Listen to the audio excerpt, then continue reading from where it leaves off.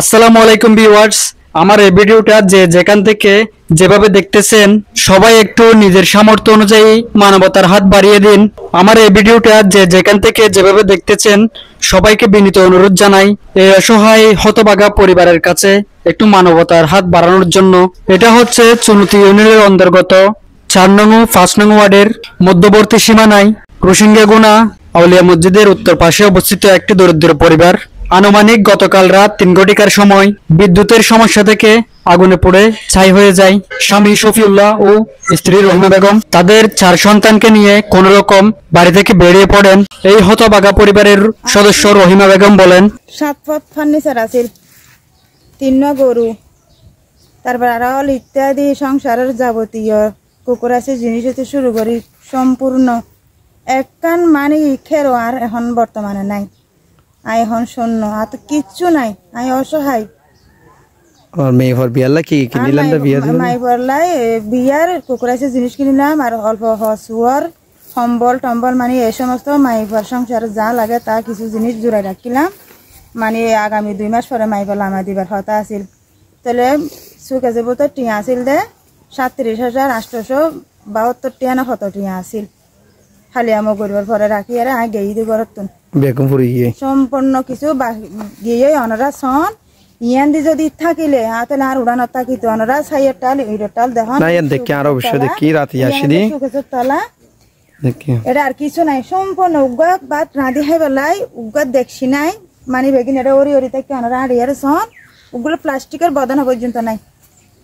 আর কি হই মা তো কিছু নাই, এখন শুধু মেরির ভর্তি এটা কি দূর আর সময় আর কিছু। এবং এই হতভাগা পরিবারের উদ্দেশ্যে আমাদের প্রিয় আরিফ ভাই ও তৈয়ব ভাইয়ের বক্তব্য হলো, অন্তর্গত 4 নং ও 5 নং ওয়ার্ডের বর্ডারে একটা হতদরিদ্র পরিবার গতকাল রাত প্রায় আনুমানিক 3টার দিকে আগুনে পুড়ে যাওয়া আমরা দেখে আসলাম। আমরা থেকে আগুন ধরার কথা শুনে সকালে আমরা এখানে উপস্থিত হয়েছি। আমরা হতদরিদ্র পরিবারের সাথে যোগাযোগ করে দেখলাম, শুনলাম যা বুঝলাম, পরিবারের এখান থেকে কিছুই উদ্ধার করতে পারে নাই।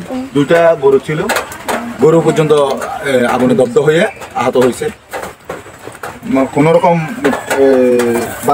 বাচ্চাদেরকে নিয়ে কোনো রকম বাড়ি থেকে বেরিয়ে ওরা আগুন থেকে রক্ষা হয়েছে। দেখেন ওদের চাউল ছিল, চাউলগুলা পর্যন্ত পুড়ে চাই হয়ে গেছে, বাইর করতে পারেন।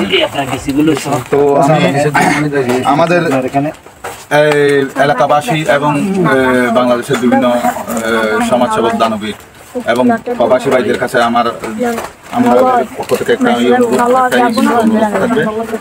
এই হতদরিদ্র পরিবার চলে যায়, ওরা ছোটখাটো কিছু কৃষি কাজ করে আর এগুলো নিয়ে ওদের পরিবার চলে।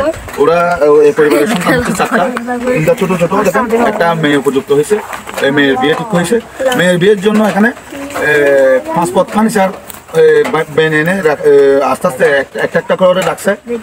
এই ফার্নিচারগুলো পর্যন্ত পুরো চাই হয়ে গেছে। ফার্নিচারের জন্য গতকালকে মানুষ থেকে কিছু কালেকশন করে টাকা এনে 37,000 অধিক কিছু টাকা রাখছে। এই টাকা পর্যন্ত আল্লাহর হুকুম শেষ হয়ে গেছে। এটা বলে মানে বাসায় বলে শেষ করা যাচ্ছে না, খুব কষ্ট লাগতেছে। এত নিঃস্ব হয়ে গেছে এই পরিবারের পাশে। আশা করি সবাই দাঁড়াবেন, সবাই সহযোগিতার হাত বাড়িয়ে দিবেন। অন্তত পক্ষে একটা মেয়ের বিয়ে ব্যস্ত করে দেওয়া মানে একটা মসজিদ বেঁধে দেওয়ার সমান, আশা করি আমি যতটুকু জানি। আর এরপরে একটা পরিবারকে যদি একটা দাঁড়ানোর জন্য স্থান করে দেয়, থাকানোর জন্য স্থান করে দেওয়া, এটাও একটা আল্লাহর ঘর বেঁধে দেওয়ার সময়। সবাই সহযোগিতা করবেন এই কামনা করতেছি। সবার কাছে আমাদের অনুরোধ, বিনীত অনুরোধ, আপনারা যেভাবে পারেন, যার মাধ্যমে হোক, আমার মাধ্যমে দিতে হবে বা অন্য কারোর মাধ্যমে দিতে হবে এরকম কথা না। আপনারা নিজেরা সহযোগিতা এসে এখানে দিতে পারবেন।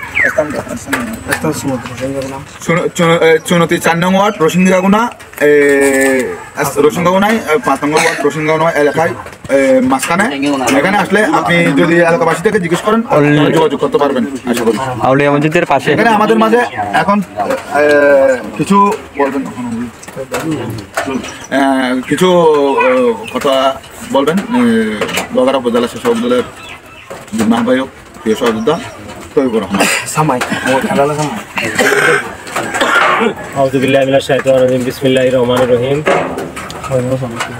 লোহাগাড়া উপজেলা চুনতি ইউনিয়ন 4 নম্বর ওয়ার্ড ও 5 নম্বর ওয়ার্ড অন্তর্গত একদম লাস্ট সীমান্ত মাঝামাঝি ধরতে গেলে আমরা একদম গ্যারেন্টি হতে হবে।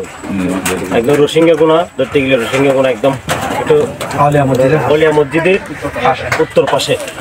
এটা বাড়িতে গতকাল রাত 3টার সময়, 3টার একটু আগে অধিক সময় হঠাৎ করে আগুন লেগে যায়। তারা বাড়িতে ছিল না, তারা বাইরে চাকরিতে ছিল। খবর পেয়ে তারা এসে দেখে তাদের বাড়িতে কিছু নাই, সামান্য এই ছোট ছোট এই যে 3টা বাচ্চা, আল্লাহ তাদেরকে রক্ষা করেছে। আর গরু ছিল, গরুগুলো আগুনে মানে একদম পুরো দাগ পেয়ে গেছে। এবং তারা যে ফার্মের কাছ থেকে যে লাইন নিয়েছিল, কারেন্টের লাইনটা অনেক কষ্ট করে তারা মানে তার ছিঁড়ে দিছে। এরপরে আপনার তাদের ওই মানে যে ছিল না যে তাদের পাশে একটা ফায়ার সার্ভিস, তারা ফায়ার সার্ভিসে ফোন করবে। আর একটা দুর্ঘটনা হয়ে যাওয়ার পরে মাথার চার্জ ঠিক থাকে না, তাই এখানে ফায়ার সার্ভিস আসার সুযোগ নাই। তো আমরা তার বাড়িটা একদম পুরে সরকার হয়ে গেছে। আমি একটাই কথা বলবো, আমরা যারা রাজনীতি করি এবং যারা মানব সেবা করি, যারা দানবীর এবং রাজনীতিকের বাইরে যারা মানব সেবা এবং বিশেষভাবে বিভিন্ন অ্যাঙ্গেলে যারা সহযোগিতা করেন, তাদেরকে আমি বিনীতভাবে অনুরোধ জানাবো তাদের বাড়িটা যেন আগের মতো করে সুন্দর করে একটা বাড়ি করে দেওয়া মানে একটা মসজিদ করে দেওয়ার সমান। আমরা চাইবো আপনাদের সহযোগিতায় তাদের বাড়িটা কেন আবার পুনরায় নতুন করে যেন আমরা করে দিতে পারি। আল্লাহর কাছে আপনারা পাবেন। আপনাদের কাছে আমাদের বিনীত অনুরোধ রইল, আপনারা সহযোগিতা করবেন। তাদের একটা বিকাশ নম্বর এবং নগদ নম্বর আমরা দিয়ে দিচ্ছি, আপনারা আমাদেরকে সহযোগিতা করবেন। আমাদের মাধ্যমে দিতে হবে এমন কোনো কথা নাই, আপনারা সরজমিনে এসে দেখে যেতে পারবেন। তাদের জায়গায় এসে রোহিঙ্গাগুনা বন্ধপুরে গলিয়া মসজিদের পাশে ওখানে এসে দেখে যাবেন। আপনারা সহযোগিতা করবেন, আপনাদের সহযোগিতা তাদের নতুন বাড়িটা কি পুনরায় আবার জীবিত হবে। নম্বরগুলো দিয়ে দিব, তাদের নাম সহ আমরা দিয়ে দিব। কেউ যেন নম্বর যোগাযোগ করে যদি কেউ টাকা পাঠায়, টাকাগুলো যেন তাদের সাথে যোগাযোগ করে দিতে পারে, যেন কেউ প্রতারণার শিকার না হয়। এই যে মুরব্বীটা আছে, এই ছোট ছোট 3টা বাচ্চা আছে, এখন যে তারা রাত্রে কোথায় ঘুমাবে তাদের এরকম হেস্তার নাই। তো আমরা চাইবো আল্লাহর কাছ থেকে সহযোগিতা চাইবো, আমরা দোয়া করবো। আমরা আমাদের সহযোগিতা আমাদের যারা সিনিয়র পর্যায়ে লোহাগাড়া উপজেলা বিএনপির যারা সিনিয়র পর্যায়ে নেতাকর্মীরা আছেন তাদের সাথে আমরা যোগাযোগ করে আপনাদের একটা আজকের মধ্যে একটা সিদ্ধান্ত নিব এই বাড়ি করার জন্য। এবং লোহাগাড়া উপজেলা টিওনো মহোদয় এবং প্রশাসনিকভাবে তাদেরকেও আমরা জানাবো, তাদেরকে আমরা একটা সহযোগিতা। আর লোহাগাড়া উপজেলা চুনতি ইউনিয়নের এবং চেয়ারম্যান ভারপ্রাপ্ত চেয়ারম্যান যিনি আছে তাদের কাছ থেকে আমরা জানাবো, তাদেরকেও আমরা কি সহযোগিতা করার জন্য আহ্বান জানাবো। এই বলে আমার বক্তব্য শেষ করলাম। আসসালামু আলাইকুম। আপনাদের কাছে বিনীত অনুরোধ রইল, আশা করি আপনারা এই হতভাগা পরিবারের কাছে মানবতার হাত বাড়িয়ে তাদেরকে একটু উঠে দাঁড়ানোর সুযোগ করে দিবেন।